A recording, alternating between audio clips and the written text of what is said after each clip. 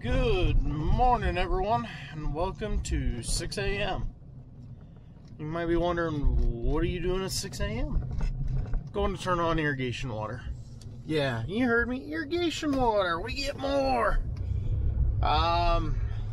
Let's see, since I talked to you guys Tuesday, today is Friday. What is it, like the 21st, I think? What's happened is there's been a lot of rain in Colorado Springs, Pueblo, kind of over along the edge of the mountains. Earlier this week when we were getting rain, they were getting rain. Well, now all that water that fell has made its way down the river. Our canal's running pretty good. We're gonna have water for the next 2 days, and then it'll be back within a couple of days. So it's really awesome. This will help a lot of hay, because hay has been neglected so far this year with irrigation water. We've been putting so much on the wheat to try and push it to good yields. Our hay fell behind a little. We're gonna wind up putting some on the wheat because some of our wheat is behind because of planting. You know, we planted some like the 1st of September, then we planted the rest the 1st of November. So we got a big difference in our wheat. But that sun is a good thing. Let's get some things dried out a little bit. We need to get started with harvest. Need to get planting some corn. A lot to do.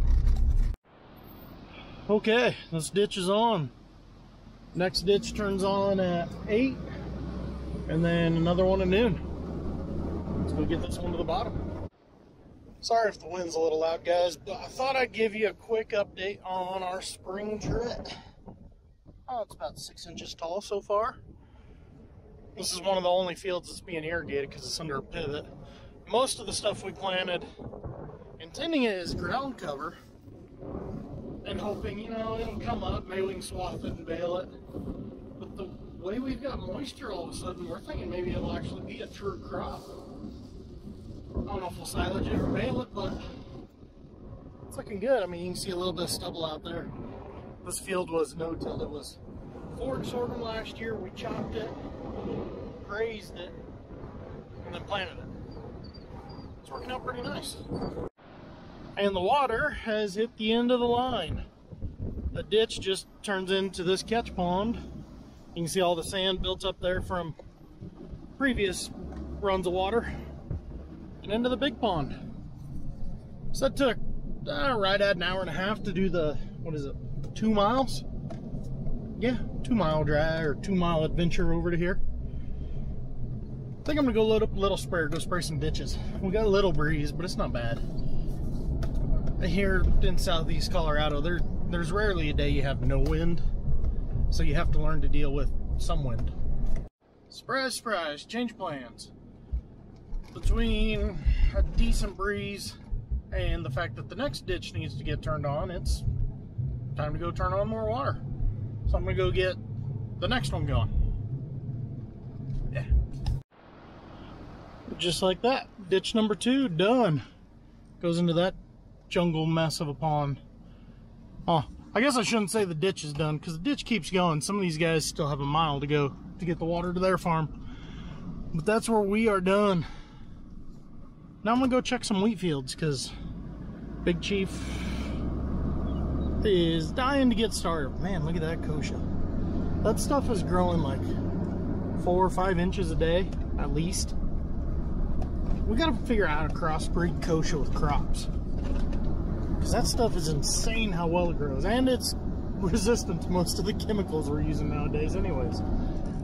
But yeah, so I got a couple fields we're gonna go check. As you can see, that wheat is turning. Look at that color out there. So we have got to get started chopping, because this stuff is gonna turn fast on us. All right, let's go see if there's anywhere we can chop. This would be one of our driest fields because of this hillside it's on. I know up by the pond is going to be drier than down here, so I came down here. But I mean, I'm able to put in a pretty good footprint. You get just under the ground, and that is wet. And see, I don't know if you can tell the difference in color. That was planted 1st of November. This was planted 1st September. But yeah, I walk out here where the wheat is, and I mean, it's even wetter because it's not getting sunshine like that dead spot back there. I don't think so. I can feel my feet sink in everywhere out here. And I know I'm a big guy. I am nowhere near the size of a truck. What do we got for seed in here? Hang on, guys.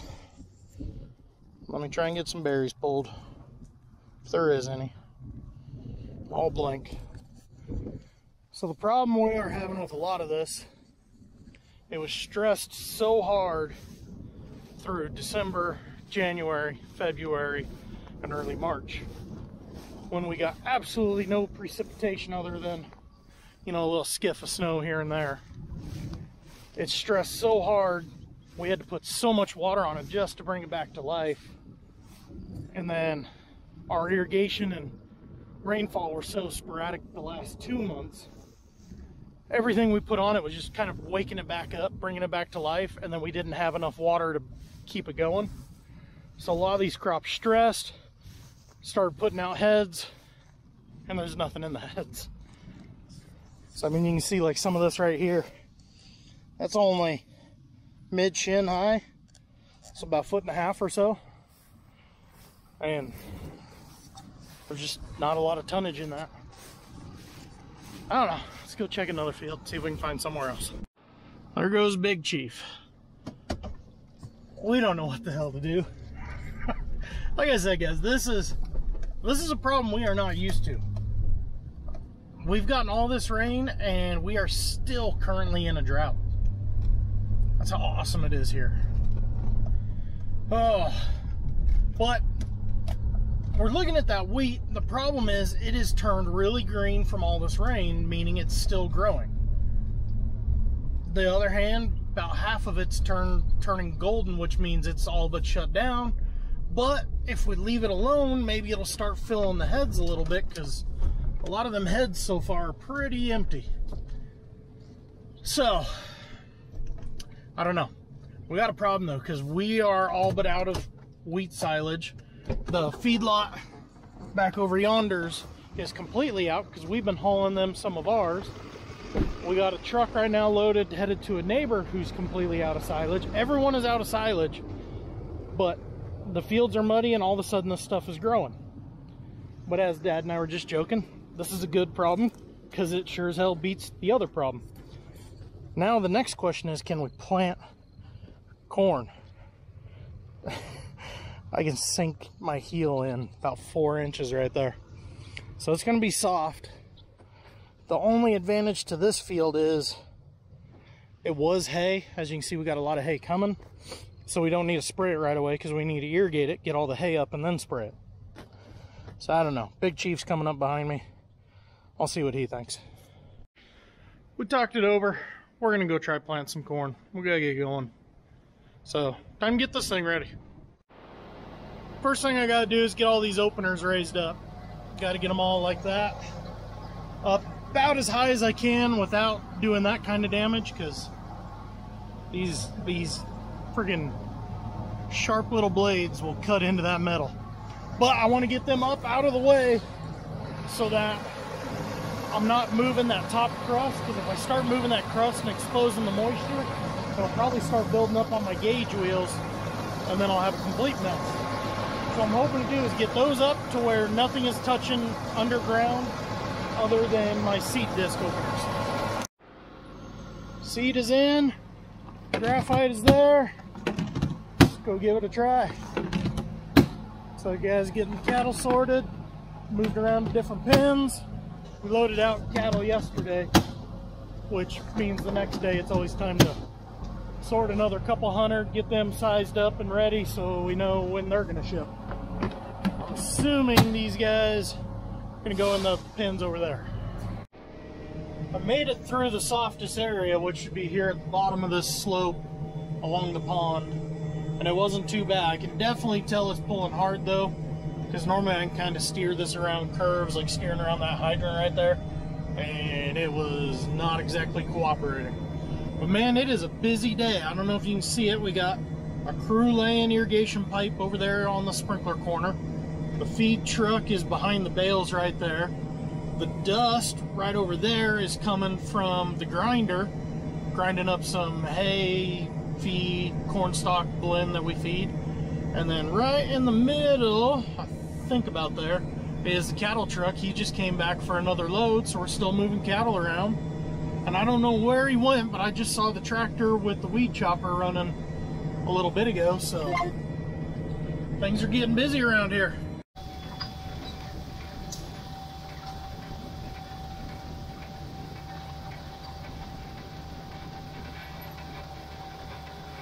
I got out to check my seed depth. It looks all right. One thing I got to keep an eye on is this dirt building up. Now granted, this guy is separate from the closing disc, but you don't want that building up too much, causing you more of a problem. Oh, the joys of mud farming. I do know one thing, using bags instead of that seed tinder back there, I don't even know if you can see it around that. Using the bags instead of that seed tinder, definitely get a lot more exercise. Oh, calm down. Okay, so 33 acres down. Now I'm going to go to 50-ish acres. Let's see how that plants. So I got one row over here. That's kind of funny. Not sure what I got going on, but for some reason this row is filling up a lot more mud than any other row.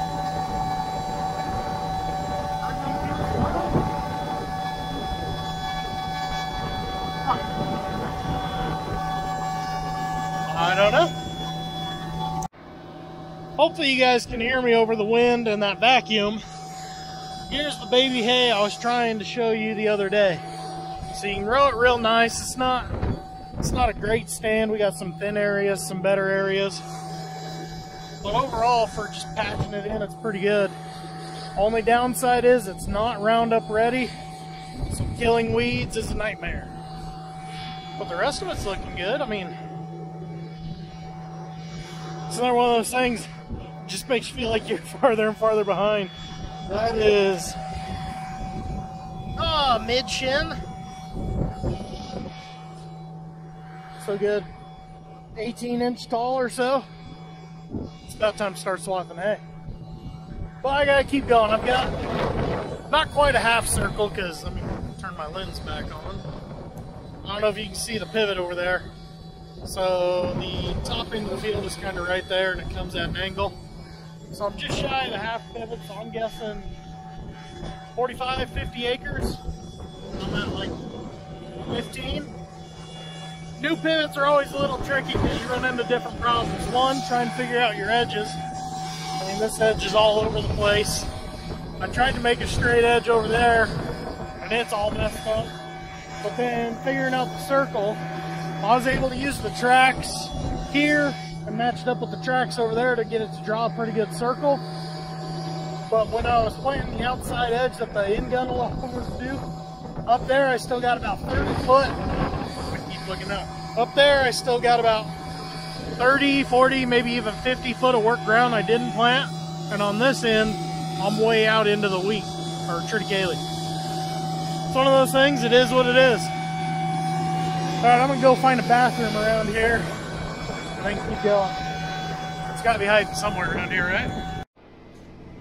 I don't know how well the camera can pick it up, but right there you can see a whole lot of dirt in the air. So if you come over here, you can actually see all the way through to town, but then that is solid dirt.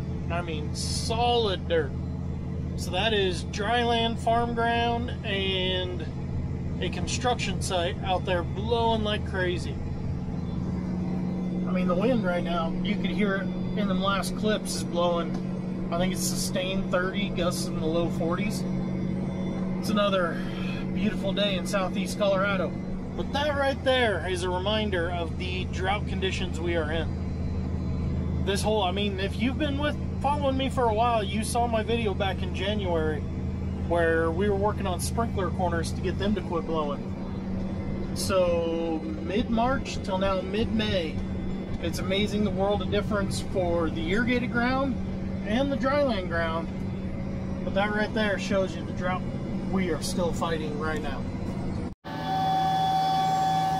So I just came out here to look at it again, and yeah, I got a bearing going out.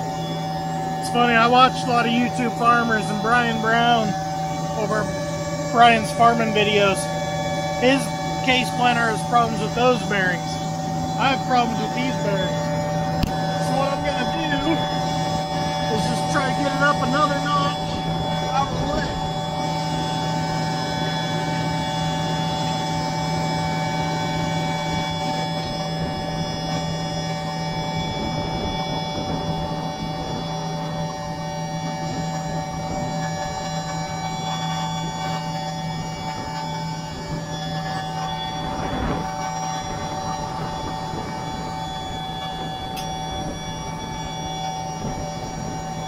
There you go, that gets down another half inch or so.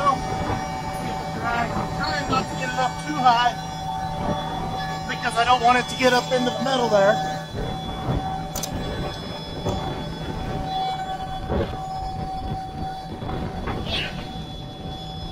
Lovely day, ain't it? While I'm right here, might as well see how the oats are looking. So these oats, Maddie got planted, and then like a day later, 2 days later, we got that 3-inch rain.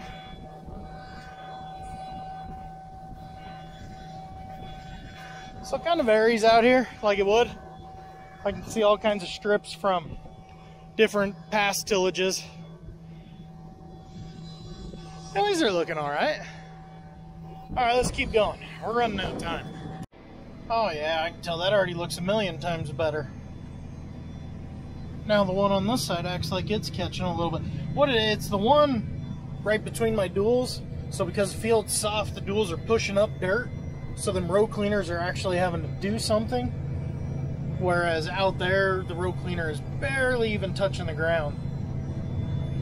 But yeah, now this guy on this side acts like it might be starting to get hung up a little bit. When I said I was running out of time, it is 2:47. So one ditch of water turned on at 6 a.m. The next ditch turned on at 8. The next one turns on at 4. And that's the water for this farm. So I need to get this field planted so I can go help get the water down. Talk about a teaser. Which one is that? Oh, they're playing with my chopper. Silage is just around the corner, guys. Hopefully, well, maybe in the next couple days we get started. It's looking all right out there. Not too bad of tracks, maybe. Maybe we'll be chopping tomorrow. A little bit of a hectic ending to the day. So, corn is planted. On my way back, I saw they were testing out the choppers and everything, making sure everything was good to go. Rode around with Glenn. Choppers are functioning well, except Harvest Labs, they give us all the numbers, tonnage. Last year, neither one of them's wanting to read. So we'll see on that. Then been getting this irrigation water down. So our 3 big ditches are running right now. We've got quite a few sprinklers fired up, more to come. Then we got that nice looking guy coming our way. I know the wind's bad, I'm sorry, nothing I can do about that. So we're currently under a severe thunderstorm warning. It says that's got wind of 60 and quarter-size hail in it. Coming right at us, so we'll see what happens. But with that, guys, I'll let you go. I'll talk to you later. Well, I'm back. Interesting storm over there. So we had not one, but 2 crazy storms hit us. About 5,500s. The game, for some reason, the softball game for some reason got started. Had to quit really quick once all the people started listening to the farmers that said, look at that cloud, it's time to get the hell out of here. About the time everybody got to their cars, the 50-mile-an-hour gust out in front of the storm hit. About the time half of us got about a half mile away, the rain hit. And I mean, it was rain to where you couldn't see that county road right there. Rained like that for about 10 minutes. then it let up. Then 20 minutes later, another one came through. Now that guy over there and all through there is severe warned. Cool lightning show. That guy is coming for us now, but it is not severe as of yet. So we'll see. We got out of this place at, you know, almost 6 tenths here, 4 tenths at my house. That's kind of what I'm hearing all over, you know, kind of half an inch-ish. Now the fun-filled job of going and pitching out tumbleweeds everywhere. I don't know if that lightning in the distance is showing up on the camera, but we got a heck of a lightning show as that storm passes off to the west. Got this sprinkler right here in front of you. Don't even know if you can see that. Got it up and running, so boxes are good, sprinklers are good. Gonna go home, get to bed. Hey, there it is. Gonna go home, get to bed. Might run down east first thing in the morning, see if they got any rain today.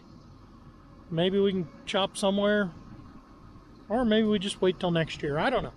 Either way, guys, talk to you later.